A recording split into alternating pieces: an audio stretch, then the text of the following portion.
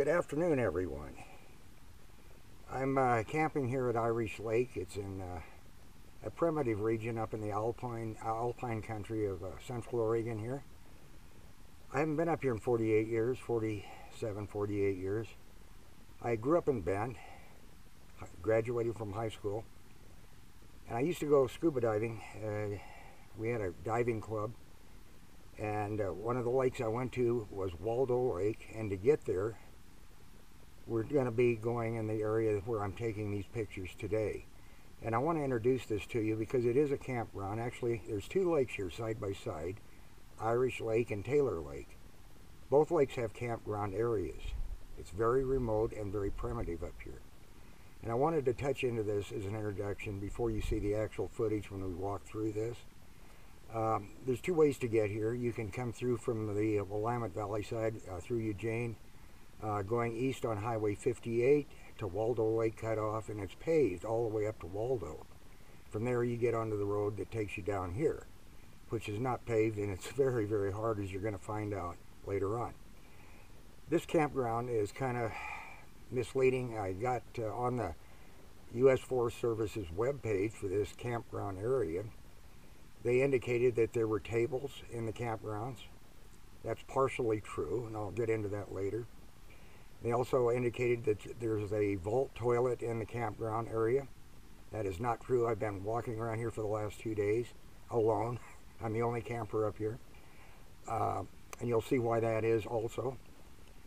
And there are no toilets, so you have to bring some type of equipment, maybe fold-up type toilet seat type thing, and bury what you do here, okay? No plastic bags are allowed in here. If you bring them in, you have to dispose of them yourself elsewhere.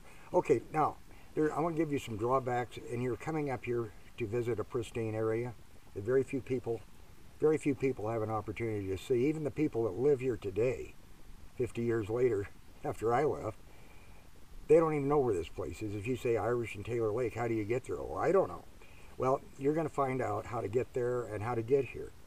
But you're also going to know there are things that you need to look out for before you come up here. You can't jump in the family car and drive up here. That's the first thing. You need a ground clearance vehicle that's very good. You're going to have boulders in the road. We're going to see that today on this clip.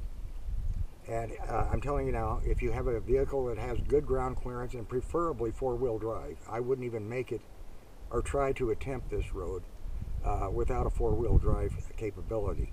And you'll see why that is the case too in this clip. The other thing is you can't just jump in the car once you get here and get set up and drive down to the store. The last 4.5 miles takes you about an hour. A GPS unit will say it takes you about 28, 30 minutes. That's not true. And you'll see why in this clip. Give yourself at least an hour to make that last 4.5 miles. It's very slow, time consuming, and it's worth it when you get here, if this is what you're looking for. When you get here, you may likely, like I am, be the only camper in the entire campground. I've been here for 2 days, reorienting myself again after 50 years or so away from it. And it hasn't changed that much. The Forest Service doesn't improve the road. There's boulders in the road. Somebody just walked through here. It looks like, okay, somebody must be hiking through here or something. But I did see some movement back there. But anyway, I hope I'm not going to interrupt his trip. So anyway, when you see this clip, pay attention to what you've got to do when you get here. You've got to bring your own groceries, your own toilet facilities, especially water if you're going to be here like I'm going to be here 4 days. You're going to need at least 5 gallons of water, over a gallon a day of water for coffee and other things for drinking. The lake water you can probably use for washing dishes, like for example. There are 2 lakes here where you can get in and scoop some water into a container, boil it, and then wash your plates and stuff, dishes and stuff like that.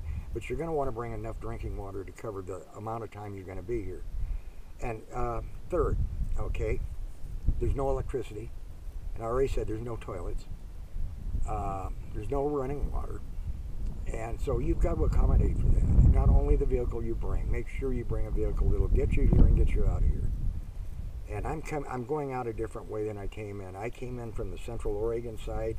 To do that, I didn't mention that yet. To do that, leave Bend or Alpine better, Go through Alpine until you cut off and follow the signs to Cultus Lake, C-L-C-U-L-T-U-S, Cultus Lake. Take the exit to Little Cultus Lake, and you'll start to see the signs. It'll take you to Irish and Taylor Lake. It's the only sign that you're probably going to see. And it'll take you here. But again, that road, it's 4.5, 5 miles. It's not an easy road to travel on. One of the hardest I've been traveling on in several years, actually. So I'm hoping you'll try to make the trip if you like the Alpine country, if you like the quiet.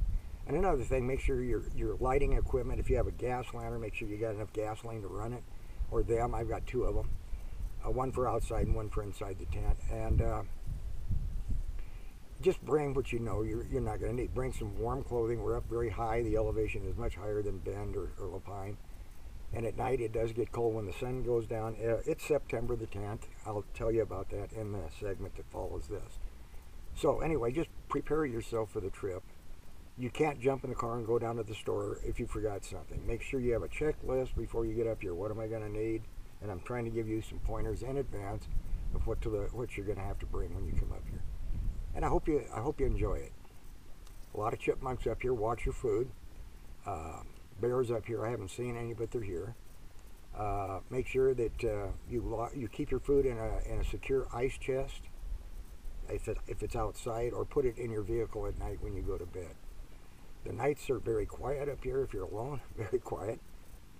And it's kind of interesting. I like the solitude. It kind of gives me a break. I like camping. And you're going to see some of my segments on LIBNW on YouTube. I've covered Oregon, Washington, and Idaho. I live in Idaho today for the last 25 years. But I camp in all 3 states in the Pacific Northwest. And I try to cover some of the more unique places most travel guides won't take you, and this is one of those places, believe me. In the background, there's an island right behind me in this lake. It's Irish Lake, and there's one tree growing on that island. It's just interesting, so beautiful. I'm gonna, when I get up to shut the camera off, pay attention to that, because the next segment you see will take you right into the actual campground. We're going to walk through the whole thing. And you'll see the road, you'll see what you're up against, and you'll also see why the size of your tent matters. If you have a very large tent, you have very few options of where to put it. There's so many rocks and boulders in these campgrounds. There's many here, but there's a lot of boulders in there. And to find a good campground for a large tent, a good campsite, there's only about 3 in both lakes combined. Now, if you have a small tent like 10 by 10 or 12 foot, you'll probably have a lot of options here. A lot of options you wouldn't have if you bring a big tent. My tent is very big, as you're going to find out. And I had 3 options, actually more than that, but 3 good options. And I picked the best one because it's the only table, the only picnic table in both lake campgrounds. And so they're not telling you the truth at the Forest Service. They lead you to believe in their material that part of the facilities here is tables, with the plural sense, in the campgrounds, which leads you to believe every campsite has its own table. I've only found 1 table, and it needs a lot of repair, and you'll see that too coming up in the next segment. So I hope you enjoy. Remember the island behind me when I get up. Notice that. It's beautiful. We'll see you. Bye.